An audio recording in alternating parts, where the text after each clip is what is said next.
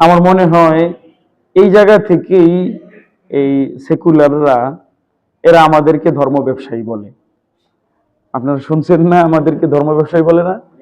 এরা আমাদেরকে একটা গালি দেয়, ধর্ম ব্যবসায়ী।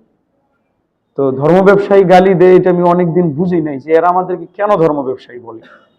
আমরা তো ধর্ম নিয়ে ব্যবসা করি না, আমি তো সদা সর্বদাই ধর্ম মোতাবেক চলার চেষ্টা করি নাকি?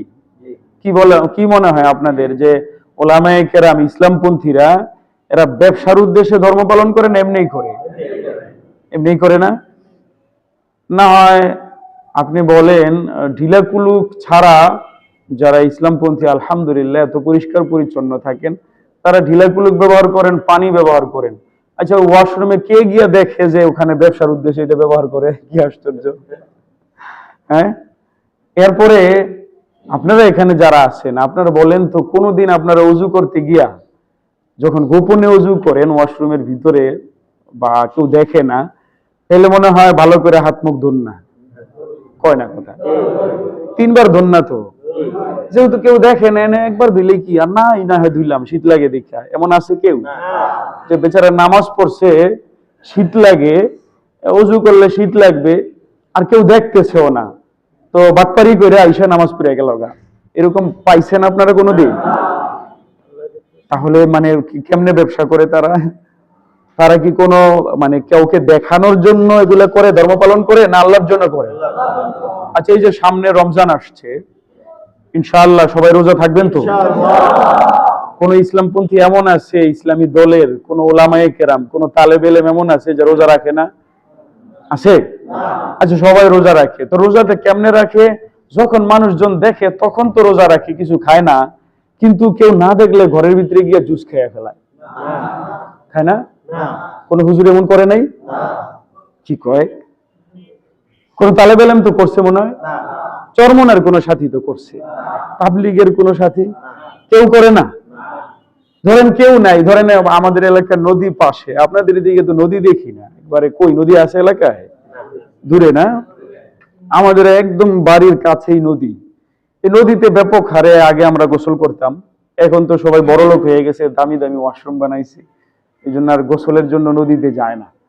এখনো অনেকে করে নদীতে গোসল। আচ্ছা, রোজার দিনেও তো নদীতে গোসল করতে যায়। বলেন, ডুব দিয়া যদি পানির নিচে গিয়া দরজাটা খুলে দেয়, কিসের দরজা? মুখের দরজা যদি খুলে দেয়, তো টাইনা পানি নেওয়া লাগবে না, এমনি গড় গড় করে যাবে? ঠিক দুপুর বেলা বেড়ার মানে হুজুর মানুষ, ইমাম সাহেব, ঠিক দুপুর বেলা মানে পিপাসা তো লাগিয়া যায়, তো বেচারা পরে মনে এই কৌশল করে গিয়ে একটু পানি খাইয়ে, ঠিক না? হ্যাঁ না? এটা কি মানে সুধারণা বশত কইতেছেন না বাস্তবতাই এমন? আপনারা কেউ করেন নাই তো? হুজুর আয়াতগুলা মানুষের সামনে কই কেমনে করলেও কেউ করে? তাহলে বিষয়টা হলো, তারা লোক দেখানোর জন্য ধর্ম পালন করছে না, তাদের এইটাই কাজ। সুতরাং তাদেরকে ব্যবসায়ী বলা হবে কেন? যদি এটা বলা হয় যে ধর্ম নিয়ে ব্যবসা করে, তাদেরকে বলা দরকার যাদের জীবনে কোথাও ইসলাম নাই, কিন্তু নির্বাচন আসলে একটা কিস্তি টুপি লাগায় দেয়। কি কহ? এমন অনেক আছে না, সারা বছর মানে ইসলামের ধার ধারে না, কোথাও না।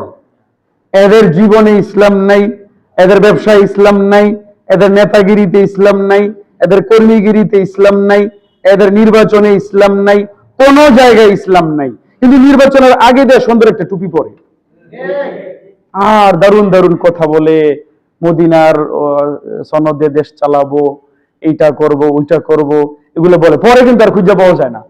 হ্যাঁ, আপনারা দেখছিলেন কিনা 96, আমরা ছোট ছিলাম কিন্তু এরপরও পত্রিকার মাধ্যমে দেখছি, 96-তে এক রাবেয়া বসরিয়া বুজুর্গ মহিলা ছিল। ওই মহিলা ক্ষমতায় আসার জন্য কালা পট্টি পরছিল মাথার ভিতরে, আর তাসবিহ লইছিল, রাবেয়া বসরিয়া ওই মহিলার নাম। এই যে এগুলো যে করছিল, এরা কি সারা জীবন ধর্ম পালন করে, নাকি নির্বাচনের সময় লোক দেখানোর জন্য এবং স্বার্থের জন্য? সুতরাং যদি ধর্ম ব্যবসায়ী বলতে হয়, এই সকল লোককে বলা হবে যাদের চিরজীবন 24 ঘন্টাই যারা ধর্ম পালন করে, এরা কি নির্বাচনে তাহলে স্বার্থের জন্য আসছে না? এদের নিয়মিত কাজ এটা। তাদেরকে কিভাবে ধর্ম ব্যবসায়ী বলা হচ্ছে? কিন্তু এই আয়াত পরে বয়ানের মাঝে কম যাইব না, আপনি জোশল্লা মানুষ, আমার মহাব্বতের মুসল্লি, কিন্তু বয়ানের মাঝে কইলে আমার মনোযোগ উল্টায় জায়গা। এই যে এখানে এই আয়াত পড়া পরে আমার মাথায় আসছে যে থাক বেচারারা আমাকে ধর্মের ব্যবসায়ীগুলো রাগ করার দরকার নেই, এরা কোরআন পড়াই কইছে মনে হয়। কারণ কোরআনে আল্লাহ আমাদেরকে কি দিতে বলছেন? ব্যবসা। মালিক বলছেন ইয়া আইয়ুহাল্লাযীনা আমানু, হে ঈমানদার মুমিনরা, তোমাদেরকে কি একটা ব্যবসার কথা বলবো, যেই ব্যবসা করলে যন্ত্রণাদায়ক শাস্তি থেকে বাঁচা যাইবা। কি বলেন? আপনারা কি যন্ত্রণাদায়ক শাস্তি থেকে বাঁচতে চান? ওলামায়ে কেরাম বাঁচতে চায়, তালেবে ইলমরা বাঁচতে চায়, তাবলীগ ওয়ালারা বাঁচতে চায়, চরমনায় ওয়ালারা বাঁচতে চায়, মাদ্রাসার পোলাপান বাঁচতে চায়। সুতরাং তারা যেহেতু বাঁচতে চায়, তারা তো এই ব্যবসা ছোটকাল থেকে শিখে আর করতে থাকে। সুবহানাল্লাহ কোন। তাদের মালিক বলছে তাদেরকে।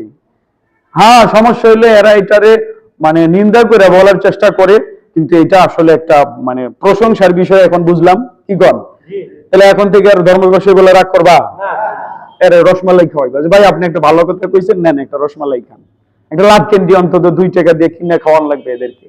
এরা আমাদেরকে ধর্ম ব্যবসায়ী বলছে।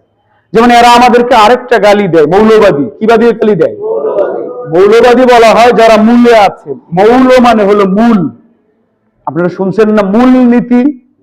মূলনীতি মানে কি? আগার নীতি না মূলের নীতি? গোড়ার নীতি। এই মূলনীতি রে মৌলনীতিও বলে। মূলনীতিকে কি বলে?